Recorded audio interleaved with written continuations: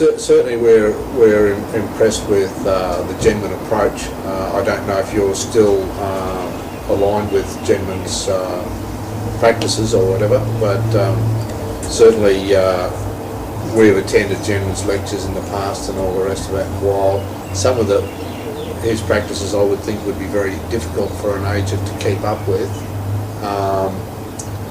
or to completely conduct their business in line with his approach would be difficult at times. But certainly we considered that a benefit to us, that you were aligned with these practices. The other thing is we did ask for agents, including yourselves, to come along and give us an appraisal. Certainly we had talked to your office over the years with various agents that asked us if we were interested in selling, and we had said, not yet. And so when the time came, we invited you along to give us an appraisal along with 3 others. Most of them came in with the same value for the appraisal. Your appraisal from Michael Melville was 20,000 in excess of the others.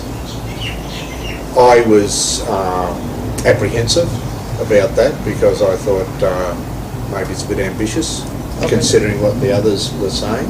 Certainly was far in advance of what we expected to get. But we were happy to get what we got.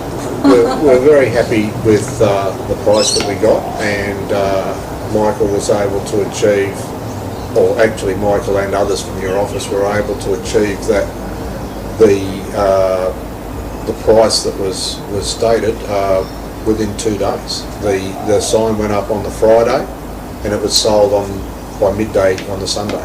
I told Michael that I didn't believe that he could achieve the price, and as a result I asked for a 3-week contract, which Michael had no problem in doing. I thought it was too ambitious, to be honest, the price that Michael was stating, and I guess I was a little bit suspicious that maybe someone was trying to buy our listing via a high appraisal. But I've got to hand it to Michael. He's always conducted himself very well, and certainly did a great job for us. The other agents, although I think they're all reputable companies, I think you probably knew the area better than the other agents did, which I think worked in your favour a bit too. I'm out of touch. I know we're in a good market at the moment, but I was out of touch. You actually achieved 100,000 more than I thought we were going to get. So yes.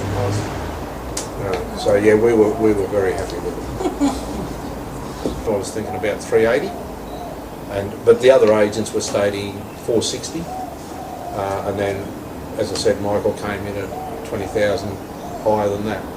If at the end of the 3-week contract that we stated that we wanted, if he hadn't sold it, we would have given one of the other agents an opportunity.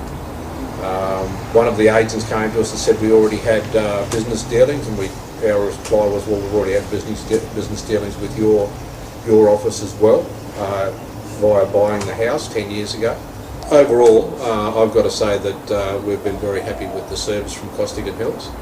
I've got to say that in relation to the fees that were charged by Costigan Hills, we were given a range as a choice of what fees to pay. My statement to the agent, Michael, was that if he achieved the price that he was quoting us, which at the time I thought was not achievable, I said that we would pay 2.5%, which was above the norm for other agents. We certainly got good advice on presentation. We did know a little bit about presentation already, but there was other things that we received assistance from Costigan Hills by advising us of certain things that were worth doing and other things that were not worth doing, and certainly things that would create a more pleasing display for the house on an open day. These things, I think, all go towards being able to achieve a price for a home. Certainly the advice on presentation was very good, and I would advise anyone that if you think you're getting good advice and maybe achieving a better price, then it's worth maybe paying that little bit extra in the fees. For example, a 1% fee with no input from the agent may cost you more money in the long run. So it is worth having some sort of an agreement where you if you believe that the service is good enough, then why not pay for it? Because maybe a few $100 or even a couple of thousand, when you're talking about 20,000 extra, is certainly not too much to pay, in my opinion. So I'd certainly again recommend Costigan Hills from that perspective.